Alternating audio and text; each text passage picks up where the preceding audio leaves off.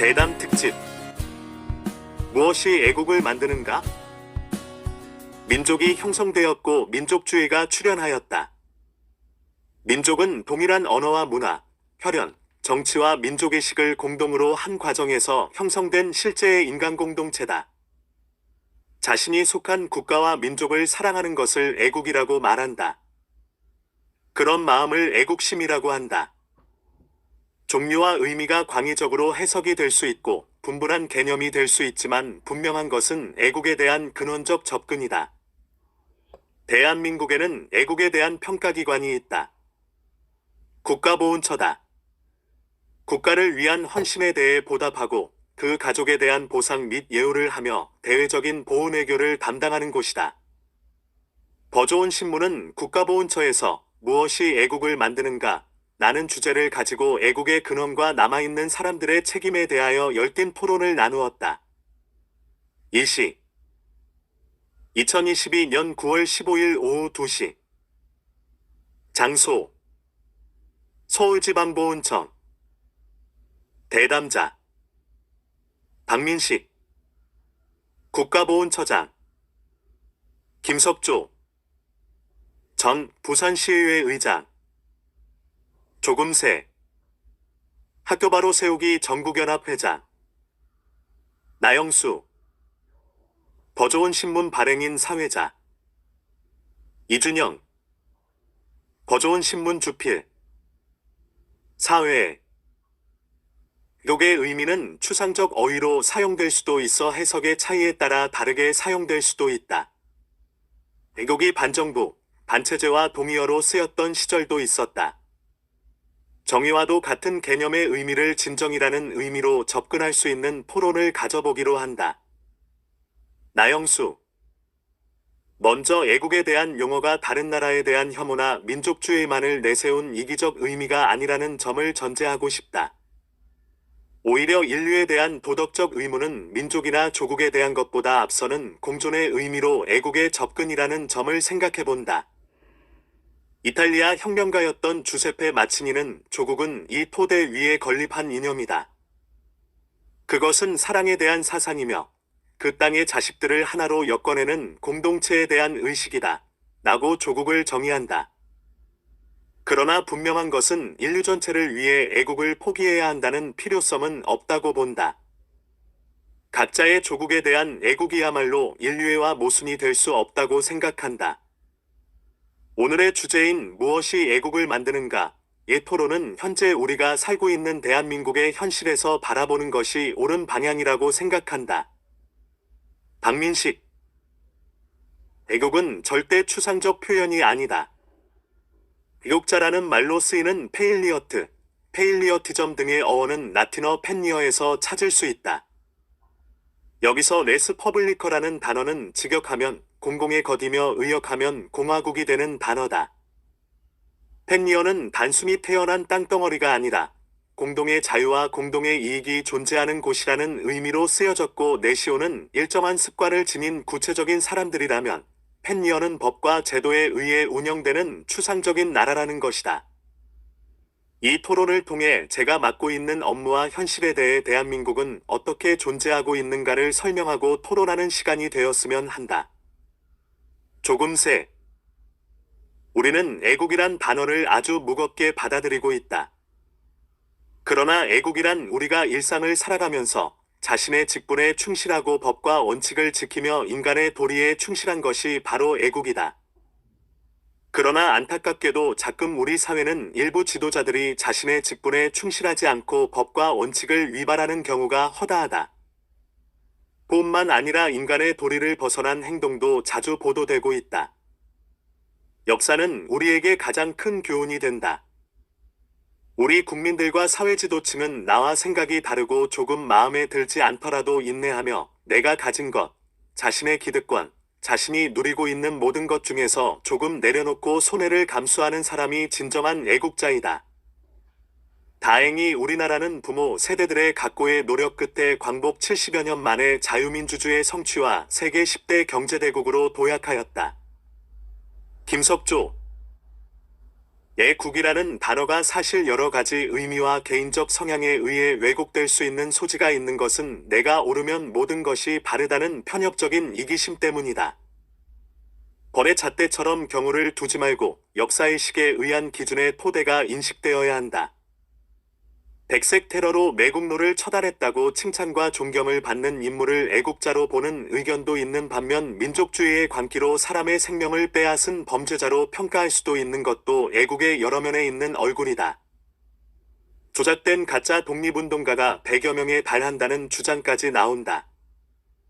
보호는 무엇을 위한 보답인지를 정확하게 합의할 수 있는 국민적 합의라고 생각한다. 여기에서 국가유공자의 정체성이 드러난다고 생각한다. 보온의 과제는 미래의 가치라는 생각으로 접근해야 하는 것은 과장된 말만이 아닐 것이다. 사회 욕에서 개인적인 노력이나 판단을 국가와 역사성의 기준을 두고 있어야 한다는 것에 대해 모두가 인정하고 있지만 아직은 모든 국민이 납득할 수 있는 기준이 마련되지 않은 부분들이 많다고 본다. 어떤 방법의 접근이 필요한가? 애국의 기준. 나영수. 우리나라는 지정학적 위치와 고유의 민족성으로 수없이 많은 침략과 내전을 겪으면서 애국에 대한 의미를 만들었다고 생각한다. 나라를 지키고 충정을 기리기 위해 국가와 민간단체의 노력도 있었지만 다른 나라에 비해 그렇게 높은 점수를 주기에는 미흡했다. 욕자에 대한 희생의 보상으로 보훈이라는 말을 쓰고 있다. 이것이 국가에 대한 소속과 긍지를 나타낸다. 욕이야말로 우리 자신과 후손을 지키는 분명한 기림을 인식할 때 비로소 애국의 길에 동행하게 되는 것이다. 이것은 존경과 명예를 가진 분들에게 분명한 보훈의 대가를 보상해 주어야 한다고 말할 수 있다. 조금새 미국을 비롯한 선진국들은 국가를 위해 목숨을 바친 애국열사와 참전군인들의 유해를 찾기 위해서는 수단과 방법을 가리지 않는다. 우리 정부도 지금 많은 노력을 하고 있지만 중국, 카자흐스탄, 우즈베키스탄 등에서 독립운동을 하다 순직한 애국열사 유해 찾기와 그 후손을 찾기에 더욱더 노력해 주기를 바란다. 쉽게 생각하면 보훈이 과거에 매몰되는 일이 될 수도 있다. 그러나 지나온 날을 다룬다고 해서 생각이나 행동마저 과거로 돌아간다는 의미는 아닐 것이다. 보훈에 내재된 가치를 충분히 드러낼 수 있는 의미가 되어야 할 것이다. 결국은 품격 있는 국가 실현의 목이기도 하다. 나영수. 이러한 일은 홍보와 여론을 맡고 있는 언론의 책임이 크다고 생각한다. 우리나라는 아직도 분단국가로 남아있는 세계 유일의 나라다. 휴전 상태에 있는 나라이며 올바른 국가관과 시민의식이 강조되는 국가다. 일제 36년이 있었고 6.25 전쟁이 있었고 지금도 서해 수호를 위해 목숨을 바쳐야 하는 현실 속에 있다.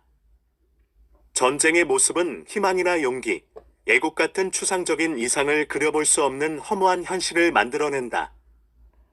그 전장의 한가운데에 살아서 돌아온 자나 죽음을 맞이한 자 모두가 예우와 존경을 받을 만한 충분한 가치를 지녔다. 그들이 흘린 땀과 피로 우리가 살고 있다는 부채 같은 것이다.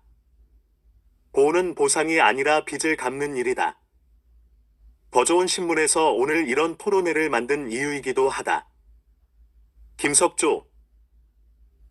역사의 현장에 있었던 원로들의 역할도 크다. 부산 원로회의에서 상임회장을 맡으면서 역사와 보훈에 대한 의미를 많이 느꼈다. 남은 자들의 숙제라고 생각한다.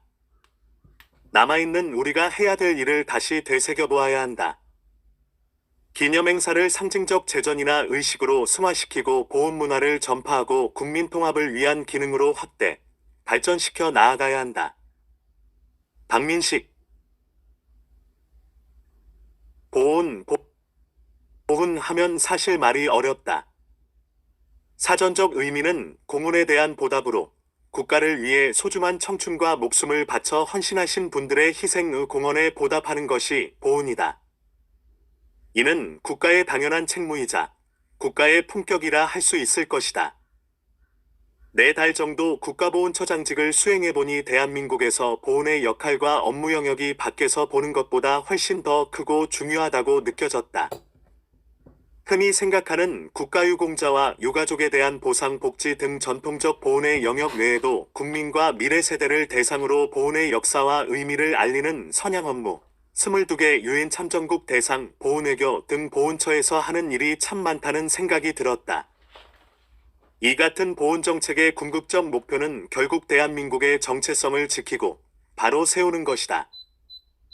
예를 들면 독립운동을 하신 분께 훈장을 드릴 때 이분이 과거에 사회주의 독립운동을 했는데 훈장을 줄 것인지 여부를 국가보훈처에서 관장한다. 대통령께서도 보훈과 국방은 동전의 양면과 같다. 확고한 보훈체계는 강한 국방력의 근간이라며 그간 공식 석상에서 보훈의 역할과 중요성을 수차례 강조하셨는데 확고한 보훈체계와 문화는 국가정체성과 국민통합의 힘으로 위기를 극복하는 원동력으로 작용한다. 조금새 역사관과 반공의식이 뚜렷한 지도자가 보훈의 잣대를 가져야 한다고 생각한다. 편향된 의식을 가진 지도자는 반드시 구부러진 판결을 하게 될 것이다. 그런 의미로 볼 때 이번 보훈처장의 인사는 새 정부에서 가장 공평하고 공정한 인사라고 말할 수 있을 것 같다. 앞으로 보훈 업무에 대하여 어떤 것을 하더라도 후일 역사가 다시 지금의 판단을 존중하고 교훈으로 삼는다는 것을 잊지 말아야 할 것이다. 욕지사의 후손으로 이런 일에 사명감을 가지고 있다. 학교바로 세우기 전국연합회장을 맡고 있으면서 후손들에게 분명하게 남겨줘야 하고 아이들에게도 그렇게 가르쳐야 한다고 늘 생각했다. 나영수. 아마 우리의 토론대담도 그런 모습으로 남아주기를 기대하고 더 좋은 신문도 역할을 충분히 감당할 것이라고 믿는다. 독에 있어서는 모든 정파와 이익집단의 이기심 같은 것을 내려놓아야 한다.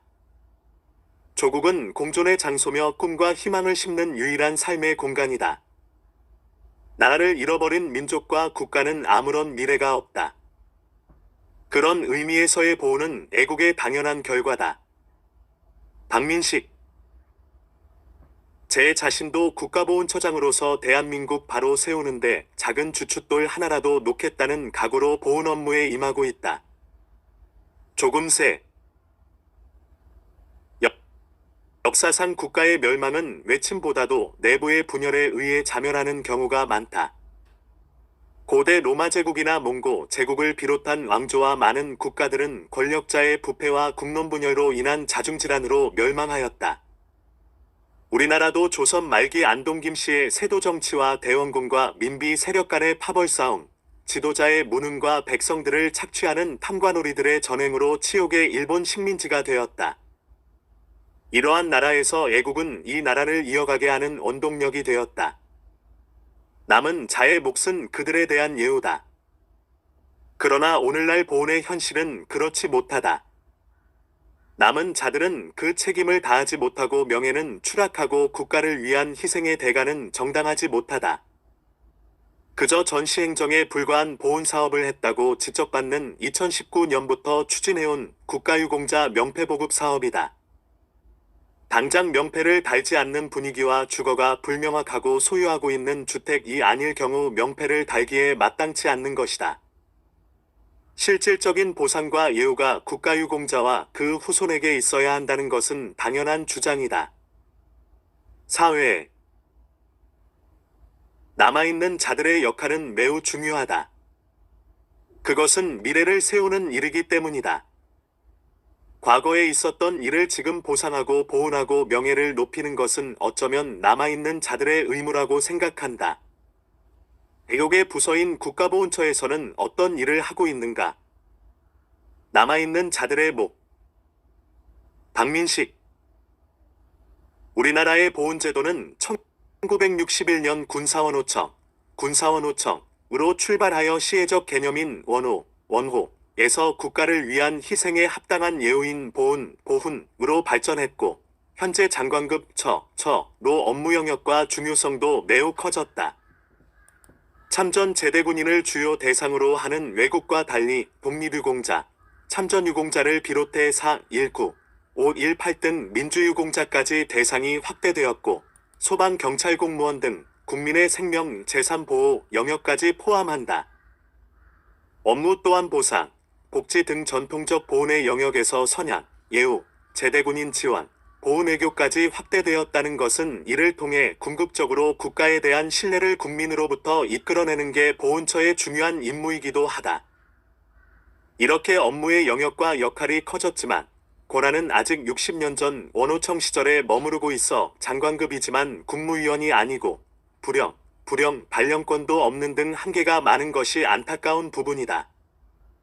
조금새 오늘날 우리가 자유와 경제적 풍요를 누리고 있는 것은 일제강점기에 자신의 목숨을 버려가면서 광복을 외친 독립운동가와 북한의 남침으로 풍전등화의 국난을 극복한 백선엽 장군을 비롯한 지도자와 학도병과 참전용사들 및 유엔의 도움이 있었기에 오늘의 대한민국이 존재한다. 그러나 많은 국민들은 과거 일본에 부역한 반민족 행위 친일파 청산을 위한 반민특위가 무산된 데 대해 매우 안타깝게 생각하고 있다. 친일 청산이 안 되다 보니 오히려 친일파 후손들이 사화의 기득권 세력으로 자리 잡고 독립운동가 자손들은 3대가 고통을 당하는 잘못된 역사가 반복되고 있다. 그러나 다행히 월남전 참전 유공자 자제인 박민식 보훈처장 취임으로 국가독립유공자와 6.25와 월남전 참전 유공자에 대한 많은 관심을 갖고 있는 것은 다행이지만 아직도 일본은 잘못된 역사 흐름으로 과연 국가가 위기에 처했을 때 국가를 위해 내 몸을 던져야 하는가에 의문을 가지고 있다. 우리는 이런 역사가 다시 반복되지 않도록 깊이 반성하여야 한다. 김석조 나라를 위해 공헌하였거나 희생한 사람들을 국가유공자라고 부른다. 법이 정한 혜택을 그와 그 후손이 받는다. 그 심사에 있어 여러 가지 문제점도 발생하게 된다. 법을 제정하고 실행하는 것들이 사람이 하는 일이기 때문에 부족한 점이 생길 수 있다는 것을 충분히 이해한다고 해도 잘못된 부분은 바로 수정할 수 있는 노력이 필요하다. 너무 늦어버린 예우와 혜택은 조국이 과연 애국에 대한 대가를 어떻게 갚아주었는가에 달려있다. 이런 조치를 후손에게 미룬다면 지금의 역사는 암흑이 될 것이다. 아직 살아계신 원로들에게 조국이 그들에게 감사하고 고마움을 전하는 것은 후손들이 이 나라를 지키는 이정표가 될 것이다. 박민식 저의 경험을 얘기하자면 제가 7살 때 아버지께서 베트남전에서 전사하셨다. 그런데 어릴 때 받은 느낌을 돌이켜 생각하면 뭔가 부끄러운 느낌, 죄책감 같은 것이었다. 일례로 초등학교 때 가정환경조사를 하면서 원호 대상자도 손을 들게 했는데 그때마다 위축되고 잘못한 느낌이 들었다. 그래서 국가가 미안해야 할 일인데 왜 내가 부끄러운 걸까 하는 것이 제 오랜 물음이었다. 국가유공자와 가족들이 느껴야 할 감정은 부끄러움이 아니라 자긍심이다. 그때만 해도 보훈은 국가를 위한 헌신에 대한 예우가 아닌 시혜적 개념의 원호였다. 나영수 그런 의미에서 보훈처를 부로 승격해서 그 위상과 업무에 대한 자긍심을 갖도록 해야 한다. 국가 어느 부처보다 나라 사랑을 모태로 하는 부서가 앞에 서야 한다는 것은 당연하다. 정권에 따라 급이 자주 바뀌는 부처가 돼버렸다. 지위만 장관급으로 격상하고 명칭을 그대로 두는 이상한 부처를 만들고 국민들에게 혼란만 주고 있는 것으로 알고 있다. 이러한 방침들은 국가보훈에 대한 신뢰와 믿음을 약화시키고 보훈의 가치마저 떨어질 우려를 낳는다. 윤석열 정부가 이런 일들을 확실하게 매듭지어 애국의 의미를 더욱 더 인식할 수 있도록 해야 한다. 박민식 많은 사람들이 그렇게 인식하고 있고 이것은 반드시 해야 될 일이다. 미국, 캐나다, 호주 등 주요 선진국에서는 보훈 주관부처를 부로 설치, 운영하여 보훈의 위상을 높이고 있다. 특히 미국의 경우 국가보훈처에 해당하는 제대군인부는 국방부다 두 번째 규모이고 대통령이 10년 예산을 발표할 때 보훈 예산을 가장 먼저 발표한다. 우리도 10대 경제대국에 걸맞은 수준 높은 대국민 서비스 제공과 국민들에게 국가에 대한 명확한 신뢰를 주기 위해서라도 보훈처의 부 승격이 꼭 필요하다. 지난 10여 년간 여야를 불문하고 국회의원들께서 승격 관련 법안을 지속적으로 발의하였고, 최근에 여러 의원들께서 정부조직법 개정안을 추가로 발의하였다.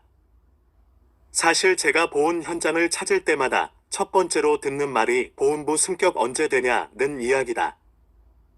국가보훈처장으로서 보훈부 승격이라는 오랜 수건을 해결하고 국격에 걸맞은 보훈을 실현하기 위해 사명감을 가지고 노력할 생각이다. 사회. 지금 윤석열 정부에서 의욕적으로 보훈에 대한 정책을 세우고 있는 것으로 알고 있다. 구체적인 보훈 사업은 어떤 것들이 있는가? 올바른 애국의 정체성. 박민식. 윤석열 대통령께서 지난 현충일 추념식에서 추념사를 통해 제복 입은 영웅들이 존경받는 나라를 만들겠다고 하셨다. 전몰군경의 아들로서 국가를 위해 희생하신 분들이 자긍심을 갖고 살 수 있도록 문화와 제도를 만드는 것이 오랜 소명이었고, 국가보훈처장으로서 이를 중점적으로 추진할 계획이다.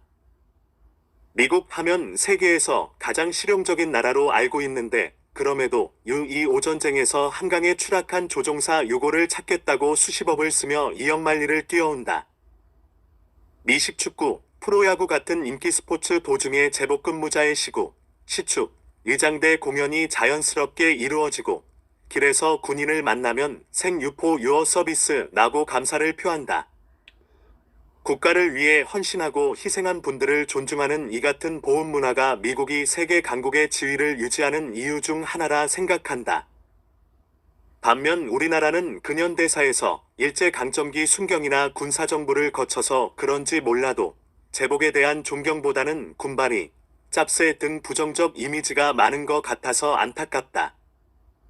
국가보훈처는 제복 근무자, 국가유공자에 대한 존경과 예우가 사회 전반의 문화로 자리잡은 제복 입은 영웅들이 존경받는 나라가 될 수 있도록 범국민적 캠페인을 실시하고, 보훈을 접목한 스포츠 행사 공연, 프로야구 경기에서 제복 근무자의 시구, 국립묘지에서의 음악회 등 다양한 방법을 통해 보훈이 친숙하고 자연스러운 문화로 체화될 수 있도록 노력하겠다. 나영수.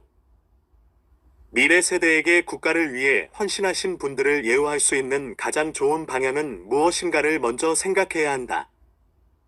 욕을 하시는 분들은 어떤 대가나 예우를 받기 위해 애국을 하는 것이 아니지만, 그 분들의 그 뜻을 남은 자들은 기억하고 존경하고 함께 동참할 수 있는 동기를 만들어야 한다. 철아남 생존자의 비역전 우회장은 죽은 자의 명예가 자랑스럽고 살아남은 자의 눈물이 부끄럽지 않는 대한민국을 만들고 싶습니다. 라는 말을 남겼다.